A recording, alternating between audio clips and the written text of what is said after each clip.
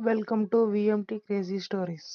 బాలకాండ లేదా బాల్యపు పుస్తకం అనేది వాల్మీకి రామాయణంలోని మొదటి పుస్తకం.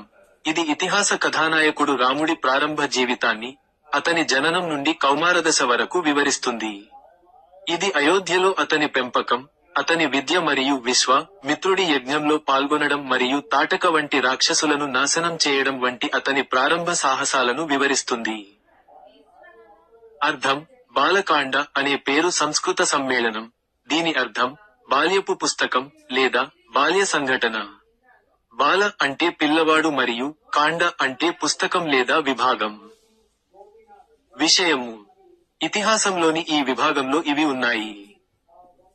రాముడు మరియు అతని ముగ్గురు సోదరులు, భరతుడు, లక్ష్మణుడు మరియు శత్రుఘ్నుల జననం.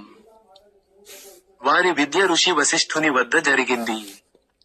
విశ్వామిత్రుడితో రాముడి ప్రారంభ సాహసాలు, అక్కడ అతనికి అతీంద్రియ ఆయుధాలు నేర్పించి తాటక వంటి రాక్షసులను చంపుతారు. ప్రేమ, విధి మరియు నీతి వంటి కీలక పాత్రలు మరియు ఇతివృత్తాల పరిచయం. Subscribe for more videos.